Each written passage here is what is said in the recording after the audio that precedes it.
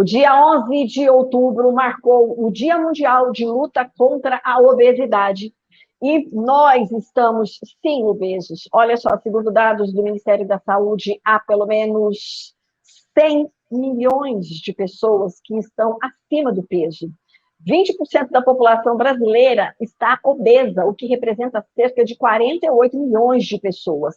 Obesidade é, sim, uma doença crônica e, como tal, deve ser encarada?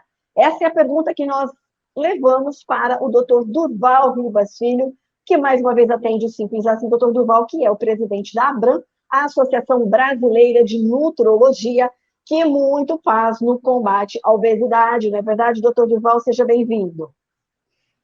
Sim, com certeza. Muito obrigado aí pelo honroso convite de estar aqui novamente com você, Gislaine. E olha, a obesidade é uma doença gravíssima e é lamentável que as pessoas ainda não percebam. Talvez pela Covid-19, isso foi um pouco mais perceptível, porque as pessoas acometidas da obesidade foram aquelas que mais precisaram cuidados intensivos, mais UTI, não é verdade, Gislaine? Então, veja que a obesidade é muito mais grave do que a gente imagina. O tecido adiposo em excesso, tecido gorduroso em excesso, ele causa inflamação. Ou seja, é como se uma pessoa vivesse, que nós chamamos de low grade, em baixa concentração, em baixa graduação, inflamada. É uma inflamação crônica.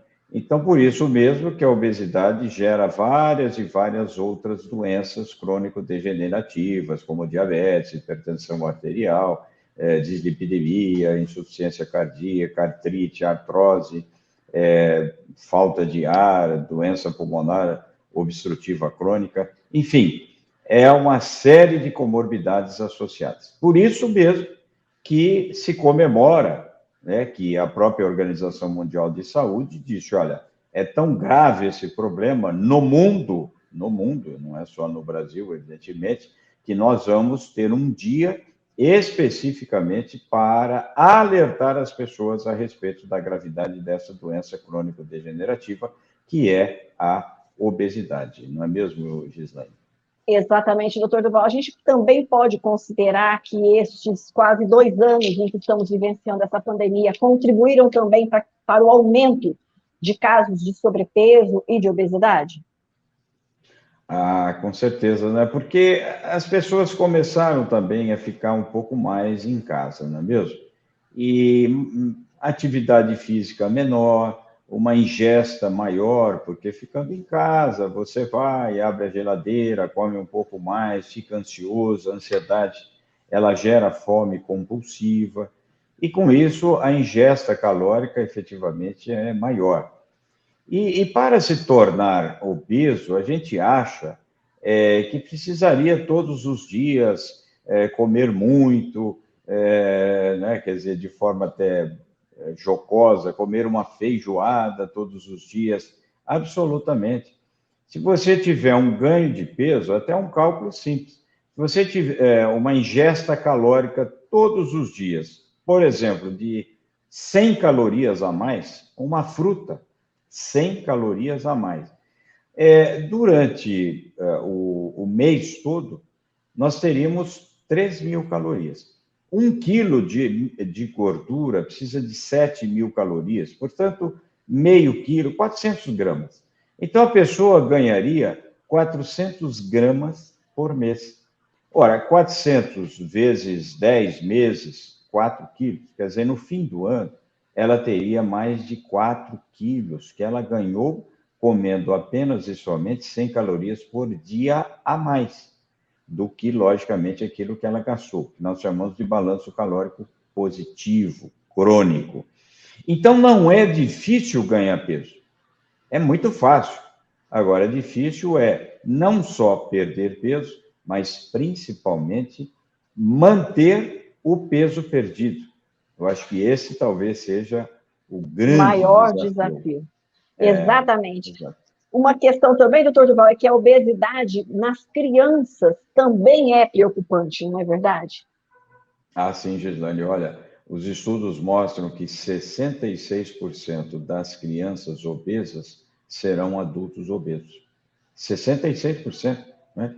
Então, é como se de praticamente cada 10 crianças, 6, 7, ficariam adultos obesos.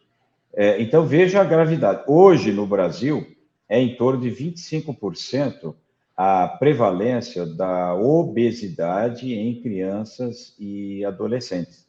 Então, de cada 4 crianças, de cada 4 adolescentes, está com excesso de peso.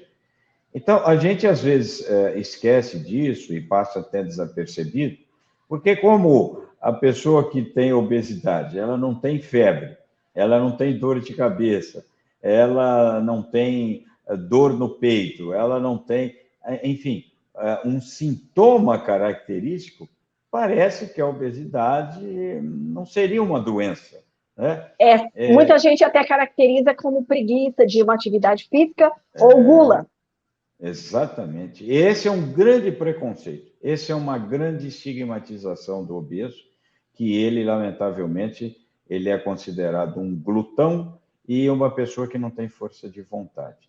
Talvez nesse aspecto é que ainda, né, a humanidade ela não acolheu o obeso. Aliás, até por coincidência, recentemente, né, Gislane, acho que você teve a oportunidade de ver que nós lançamos 2 livros, né? Eu lancei 2 livros sobre obesidade. Um que é o livro texto de obesidade, mais especificamente para médicos e profissionais de saúde, e um outro que é O Obeso Acolhido, que é um livro mais especificamente para as pessoas, não profissionais, mas também, logicamente, também, mas os leigos que possam ver e entender, porque ali tem o retrato exato do que representa a obesidade para as pessoas, porque são casos clínicos, onde cada pessoa é um personagem naquele livro, e certamente aqueles que têm problema de obesidade, que já fizeram tratamento, estarão inseridos dentro dessas histórias, dentro desse livro chamado O Obeso Acolhido. Isso é um retrato, né, desse problema de discriminação que tem. E onde encontra este livro, doutor Durval? Onde é possível acessar? Se entrar na Dabran, www.abran.org, nesse site, é possível identificar esse livro e certamente as pessoas vão ter acesso e pode ter certeza que vão gostar muito. É uma leitura muito fácil, muito bacana, muito gostosa de você ler. Sobre o obeso acolhido. O obeso tem que ser acolhido, tem que ser tratado com carinho, com ternura. E tratar a obesidade é outro aspecto que gera muita controvérsia, doutor Durval, porque as pessoas acham que a obesidade a gente só resolve com atividade física e reeducação alimentar. Nem sempre são suficientes. Esse é o grave problema da discriminação, da estigmatização do obeso, né, Gislane? Por quê? Porque as pessoas acham ainda que o obeso só come muito e não tem atividade física, que o magro só come pouco e tem muita atividade física.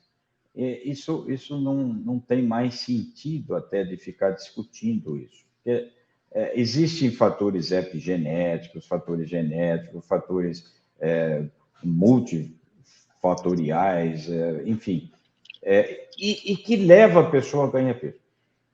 Vou dar um exemplo simples, que o obeso ele não é culpado. Por exemplo, se uma mamãe nasce com mais de... tem o seu nenenzinho, e ele pesa mais que 4,5 kg, ou se a mamãe ganhou mais de 24 quilos, ou se o nenenzinho nasceu com menos de 2,5 kg, grande chance, possibilidade desse bebê ser um adulto obeso. Então, esse um mecanismo que a gente chama hipercelularidade adipocitária ou uma termogênese menor adaptativa. Mas o que significa isso? Que o adulto ele é obeso, mas ele já começou a ficar obeso lá intraútero. Então, qual é a culpabilidade dele? Então, nós temos que entender isso, e a sociedade ainda tem dificuldade em entender isso. E eu fico, assim, muito intrigado com isso, que, aliás, é uma luta aí de muitos e muitos anos, né, Gislane? Você sabe, perante a ABRAM, Associação Brasileira de Nutrologia, em que os médicos especialistas lutam incessantemente para Por conta reverter. disso. Exato, E essa aí a gente colocação. teve, inclusive, uma novidade acerca desse assunto. A Anvisa havia proibido alguns medicamentos anti-obesidade, aí as instituições tinham conseguido uma vitória na justiça, inclusive a Abram tinha conseguido uma vitória na justiça para reverter a proibição do Sim. uso de 4 medicamentos que são extremamente importantes para esse tipo de tratamento. E, no entanto, ontem o Supremo Tribunal Federal definiu que não se pode usar anfepramona, sibutramina, fenproporex e mazindol. O que isso significa na terapêutica destes pacientes com obesidade crônica, doutor Duval? Olha, na minha visão de longos anos estudando, dando aulas, palestras, fazendo trabalhos científicos, publicando livros, escrevendo capítulos de livros, dando aulas no exterior, para mim foi a pior das derrotas que um dia um paciente portador de obesidade poderia ter. Foi a maior gravidade possível. Nenhum país do mundo proibiu 4 medicamentos, de uma só vez, na terapêutica anti-obesidade. Você imagina qual é a gravidade? É como se, de repente, eles têm 3 mecanismos de ação diferentes. É como se, de repente, eu dissesse, ó, a partir de hoje, está proibido dipirona, está proibido paracetamol, está proibido tramadol. São 3 analgésicos, com mecanismos diferentes, mas são 3 analgésicos. Foi exatamente isso que foi feito ontem no Brasil. Ou seja, a maior gravidade possível que se possa imaginar é você proibir um paciente obeso de não ter acesso a medicamentos de baixo custo, que estão no mercado desde 1959. Quer dizer, é um crime você tirar a possibilidade de um paciente obeso ser tratado com agentes farmacológicos de longa e longa data, que são baratos, porque, logicamente, já perderam a patente, e que, lamentavelmente, isso foi feito através não de especialistas. Nenhum especialista, efetivamente, foi convidado, né, para debater, para conversar, para avaliar. Ou seja, a Sociedade Brasileira de Endocrinologia e Metabologia, a Sociedade Brasileira de Clínica Médica, a Associação Brasileira de Nutrologia, a Associação Brasileira para o Estudo da Obesidade, são entidades cujos médicos são especialistas na área. Eles não foram convidados efetivamente para debater. Então, olha que ponto. Eu imagino hoje um paciente obeso e que não tem epigeneticamente, ele precisa de medicamento, porque o tratamento da obesidade é uma pirâmide. Tem a base, dietoterapia, atividade física, depois tem mudanças cognitivas comportamentais, depois tem farmacoterapia e depois cirurgia bariátrica.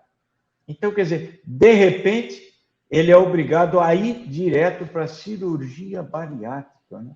Com toda, eventualmente, as suas complicações.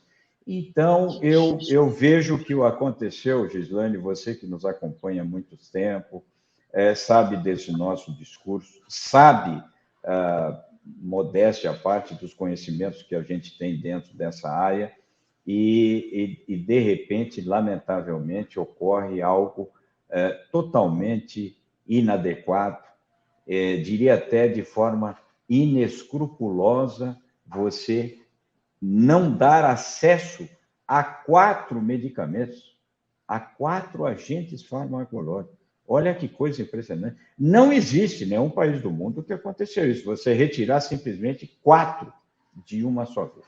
Então, eu até agradeço essa oportunidade que você está me dando aqui, porque quem está lá nos ouvindo, está nos assistindo e que tem problema de obesidade, entenda que nós, médicos especialistas, abraçamos o obeso, acolhemos o obeso, somos favoráveis à utilização desses medicamentos. Nosso tempo acabou, doutor Duval, mas a gente agradece imensamente, mais uma vez, a sua participação no Simples Assim, sempre trazendo esclarecimentos muito importantes para nós que estamos aí de olho na nossa saúde e na nossa qualidade de vida. Muito obrigada. Eu que agradeço, Gislaine, um abraço a você e a todos os nossos ouvintes e telespectadores.